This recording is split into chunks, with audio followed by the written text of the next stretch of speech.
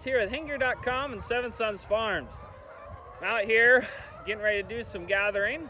I was actually hoping to share with you how we go about collecting our eggs every day and how we're able to keep our crack rate so low during collection and transportation.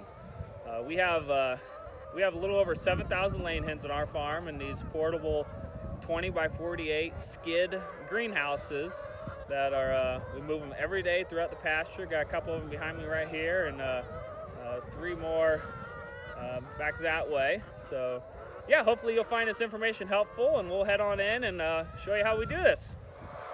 All right, here we are inside one of the coops. Lucas is back there.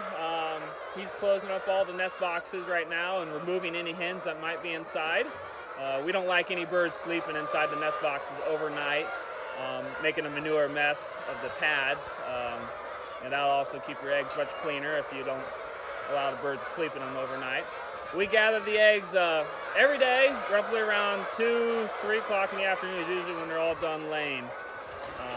We have the automatic water system down below here, along with, we have 6 300-pound coal feeders. These are topped off about every 8 days. We come along with our feed trailer and auger system, and there's funnels up top that we'll just auger the feed on in. Yeah, and again, that's roughly every 8 days. So we're going to start on gathering next.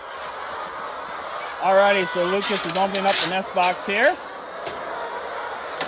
So we use these blue plastic collection trays. What's really cool about them is that they are obviously recyclable. They're very easy to wash and keep clean. So yeah, we're just using these flats, and this is just basically a big milk crate. So there's enough room to have a flat laying down, and then your extra ones they're leaning against the side. We used to collect eggs in 5-gallon buckets and baskets, which you can imagine with all the eggs on top of each other and bouncing around, especially in transportation, we'd lose quite a few. At that time, we were losing about 10% of our eggs just from cracks, and we have it down to just about 2% while we're out here collecting eggs now, between that and transportation. But Lucas, you want to kind of explain what's going on here? Yeah. So how this works is, as you can see, we have them stacked in. Once they fill up all the way, they'll rotate 90 degrees. You see this one's in this direction. These bumps here, those are the handles of them. So they stack, they interlock. They'll rotate 90 degrees like this as they stack up. Okay. And they interlock, which makes it so there's no pressure on the actual eggs if we've got them in there straight and with the pointy ends down, which is what we're shooting for because we don't want to crack any eggs. They interlock on one another, which then makes it so when we are driving through the pasture here, that there's no egg-on-egg contact. They're not going to be cracking each other and bouncing around because they're more solid.